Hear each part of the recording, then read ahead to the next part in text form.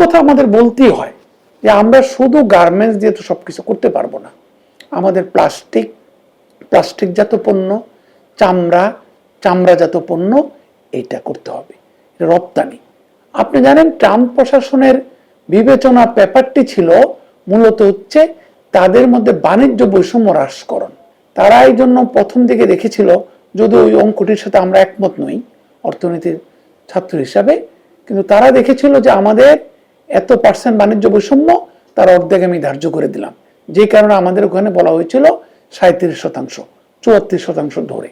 তো সেই ক্ষেত্রে আমরা যেখানে যেখানে আমরা আমাদের আমদানি বাড়াতে পারি, ইতিমধ্যে সরকার বিবেচনা করছিল, আমি যতদূর জানি বাণিজ্য মন্ত্রণালয়ের সূত্রে এবং সরকারের অন্যান্য প্রতিষ্ঠানের সূত্রে, আমরা আরও উড়োজাহাজ আমদানি করতে পারি কিনা, আমরা আমাদের তৈরি পোশাক শিল্পের জন্য আরও বেশি তুলা আমদানি করতে পারি কিনা, আমরা ভোজ্য তেল আমদানি করতে পারি কিনা, আমরা যেমন ভোজ্য তেল কারখানাগুলোর জন্য সিডিএসও, ক্রুড ডিগাম সয়াবিন অয়েল এবং সিপিও, ক্রুড পাম অয়েল, যদিও মালয়েশিয়া এটার বিরাট প্রক্সিমিটির কারণে সুবিধা রয়েছে, সেগুলো আমদানি বাড়াতে পারে কিনা, আমরা অভিনব শিল্প খাতের জন্য কাঁচামাল এবং মূলধনী যন্ত্রপাতি আমদানি করতে পারে কিনা, সেগুলো আমরা আমাদের বিবেচনায় রয়েছে।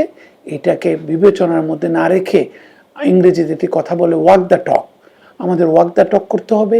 আমাদের ট্রাম্প প্রশাসনকে দেখাতে হবে, মিস্টার রুবিওকে দেখাতে হবে যে আমরা সত্যিকার অর্থে সিনসিয়ারলি চেষ্টা করছি যে আমাদের মার্কিন যুক্তরাষ্ট্র থেকে আমাদের আমদানিটা কীভাবে আমরা বাড়াতে পারি, আমাদের স্বার্থকে চরমভাবে বিঘ্নিত না করে। তৃতীয় জিনিসটা হচ্ছে, আমাদের হয়তো ভারত থেকে, চীন থেকে কিংবা অন্যান্য অপর পার্শ্ববর্তী দেশ থেকে আমদানি করলে আমাদের প্রক্সিমিটি অনেক ভালো।